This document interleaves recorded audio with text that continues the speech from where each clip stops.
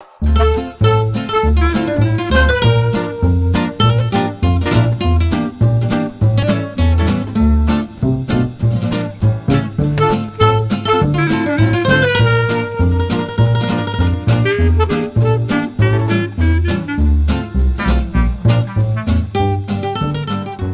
everybody!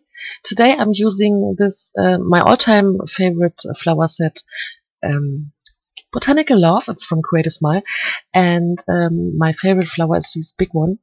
And for my card today, I first was looking for some gray ink pads, and I have found two. Woohoo! And I first tested out which one is the lightest or the darkest color for my stamping. And now I know it. The right one is from, I bought at Michael's on my New York trip 2 years ago, or 3 years. And yes, I took the darkest color and stamped my flower on a white paper. And I stamped it 2 more times on the card. And this is my masking trick. Maybe you've seen it before. I always take these little, for this flower a little bit too tiny, note it paper and cut it out and use only one. Because I'm very lazy, I do not like to make for all my flowers some masks. So I took only one, and as you can see, I fuzzy cut it only at the half. And I always have to find a good place for this, as you can see now. But one is enough. I go with this one mask over my whole card, and I show it to you with the one flower that it will work. So I took my lighter gray for these leaves. You have in the stamp set these 2 leaves in big and small. They are matching to this flower perfect. And now I recognize I need one more mask for the leaf. Only for the big one, it's enough. And for the other mask stamping, these 2 masks are really enough for me. You maybe find this a little bit difficult to change always the mask, but it's for me the best technique, so I do not have to cut out 3 masks or look at all these leaves, so I would have cut out a lot of masks. So this is my kind of mask stamping, and maybe it's something for you. And yes, I only show you the one flower because this video would be getting so long if I would have shown you, oh god, sorry my English, the whole stamping process. So, and I used these gray colors because I wanted to try a very light card. I've seen a lot of these on Instagram, these cards, and so many great card artists are able to use very soft coloring, and this, I have no idea how I can use or how I can reach these soft coloring. So I today tried this with a light stamping, and then I took one of my lightest copics. I first started with kind of green. It's a mint green. It's a GWW, and it's so lovely. I have not so good green tone copics, but this color I love a lot. And I colored every second leaf.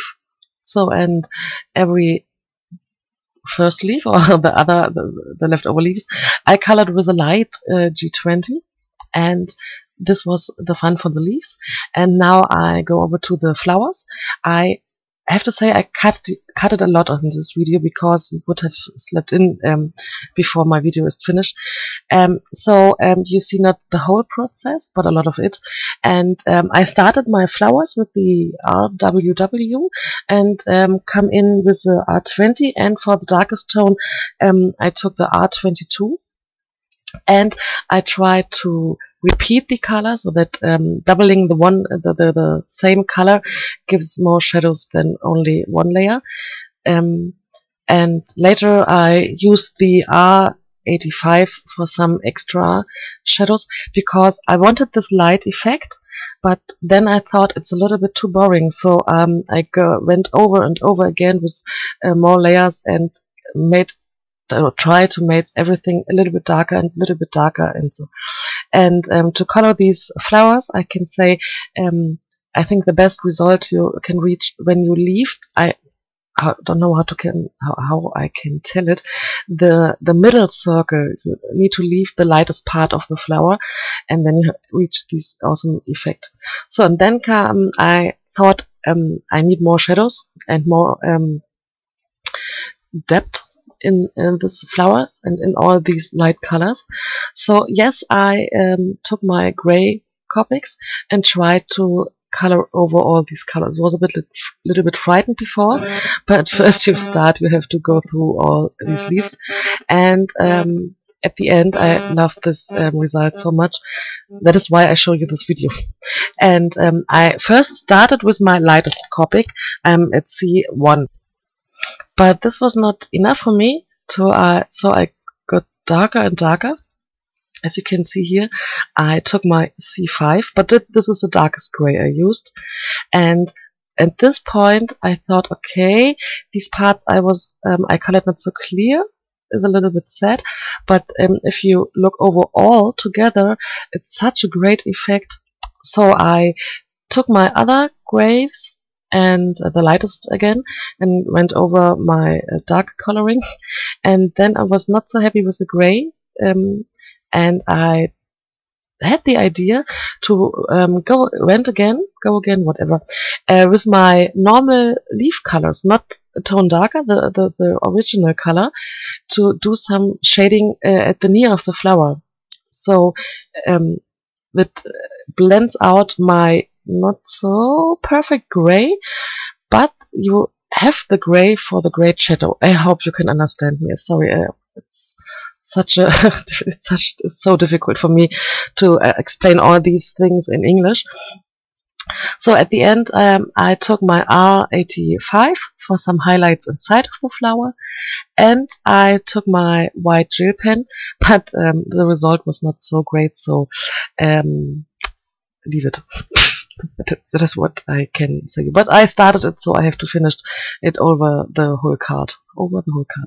So for finishing my card, hello head, I stamped the greeting "Be Happy." It's from the same stamp set, and I stamped it with Versamark and embossed it with Wow white embossing powder. And I cut out a half circle or quarter circle or whatever. So because I do not want it to cover these flowers, so I cut out the edges, and then I put together my card. I used black cardstock because I thought it was a cool opposite of these light colors and matched perfect with the sentiment. And on nearly every card at the end there come all these sequins. These are from Clearly Bizot, and you can have them also on the blog on the shop from Create a Smile. And I have found these pearls, I don't know where, but it's a matching color, so that is why I used them on this card. So and now we are nearly at the end of this video. I hope you liked it, and I hope, again, you forgive me my English. I do my best, but yes, it's not best. Thanks for watching, and see you next time. Bye bye.